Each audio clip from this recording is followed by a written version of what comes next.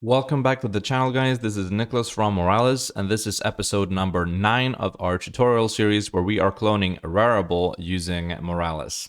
In the previous episode, we started on our feature to list the items of the current user, and we ended by logging the response from our cloud function.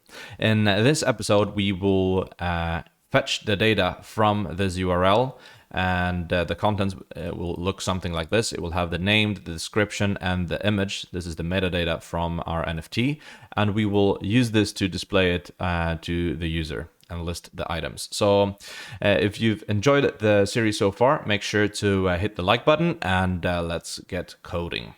The first thing that we need to do now is to have some kind of template of the items that we want to list to the user. So we can start by just making a div, give it an ID of item template. And this will be a lot more easier now when we're working with vanilla JavaScript. If you're working with a framework, then you would have a totally different approach. But for prototyping with a vanilla JavaScript, this will work just fine. Inside here, each item will have an image. Each item will have a name. So we can just maybe do a H5. And each item will have a description. So we will put that into a paragraph, and that's it for our template, just basic template. Then we go in here, and then we write a function to initialize this, because we want to remove this so that it's not visible to the user, and that we can still work with this structure without having to code everything through code, basically. So we can go here. And we can write init template. And this will be a function that will take the parameter of the ID of the template, because we will, in future videos, we will be working with other templates. So this will be a generic function that will work with many kinds of templates. We will take the ID, and this we will put inside when we're calling this later. And so we can do const template equals document dot get element by ID, and here we want to put our ID that we pass into our function here.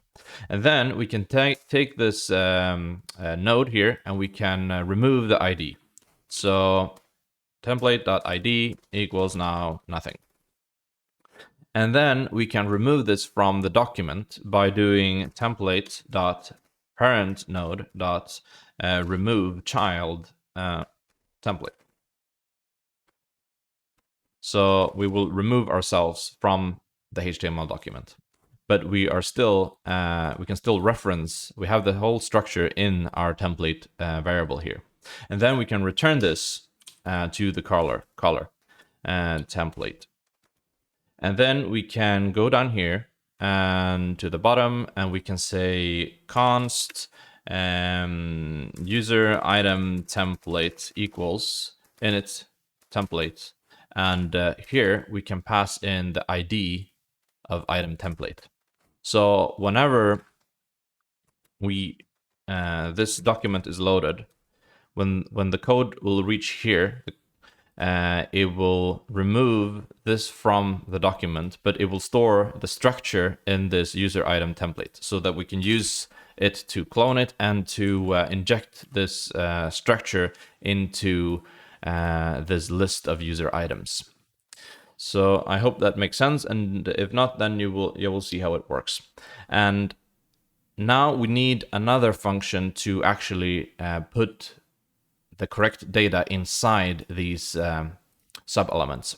So we can go up here, and we can write a function that is called render user item, and it will take an item as a parameter, and this item will have this structure: name, description, image, and so on. And so we can pretend that we have those values coming in inside our item here. And then we can do const user item equals user item template. So this is our template, and we can clone this by doing clone node. and we want to call this with the true, so that we're doing a deep clone. Otherwise, we will just get the outer element here. But when we pass in true, then we will get the whole structure. So now we have a copy of our template, and this we can now fill with data. So we can do user item dot get elements by tag name. And the first one that we want to bring out maybe is the image. So we will do the image, and this will return an array of images because we're doing get elements with an S. So we want to take the first one because we only have one image. So this is the first one, first child. And this dot source equals item dot image. So now we populate that. And let's just copy this a few times. We can do the alt and set that to the item dot name. We can do the first h5, and we set the inner text to the item dot name. We can do the paragraph, and inner text equals item dot and description. Okay, and now we can append this item to our list here of items. So we can do user items dot append child our item here. So it will add this to the list of user items. And then we need to get this item in the first place because we only have the URL from our cloud function response here. So we need to get this data and be able to work with it. And to do that, we need to write yet another function. And we can call this get and render item data. And we can set this to equal to an item and a render function. And what this will do is that we will take an item. The item that is passed in here is this item, one of these items returned in this array. And it will also take a render function. And the render function is will be this function in this instance when we're rendering the user items. And we can use this, reuse this for many different calls later that will not only render the user items. So we can pass in this function and we can later call it with some data. And what we want to do now is that we want to fetch the item.token URI.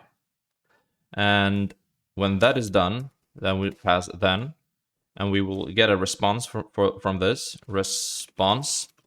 And we will convert this to JSON, response.json, because we know that the response is a JSON file. And then we can work with this. So we can just call it item. And we can't call it item. We can call it data maybe.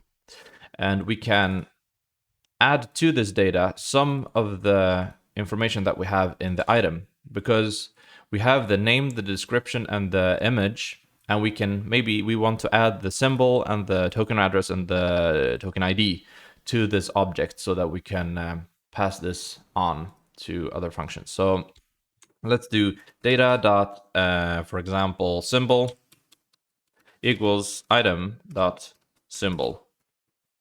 And maybe we can copy this, paste it maybe 3 times. I think that's enough.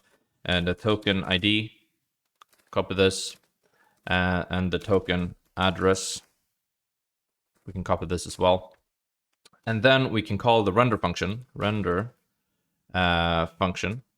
and we can pass our data object inside.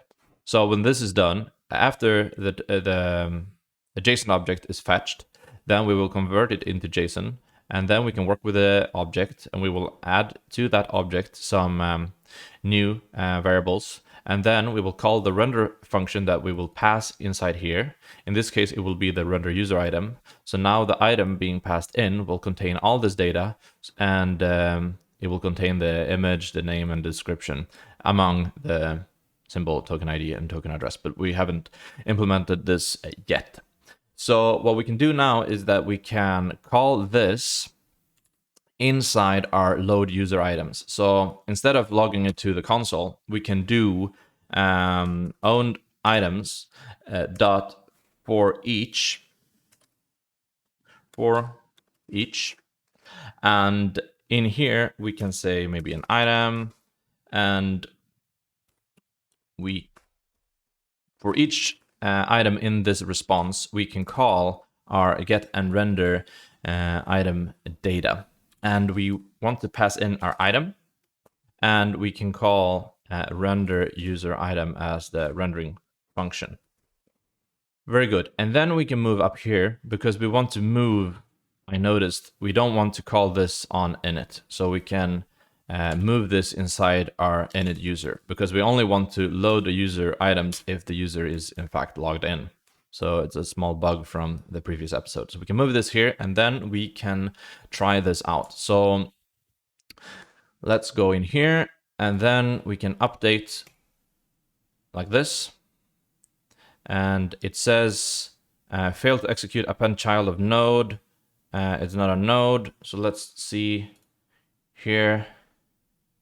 User item dot append child. We want to append the user item, not the item. So let's go in here and scroll down. We will take the user item and append that. Now let's try. My items. Boom.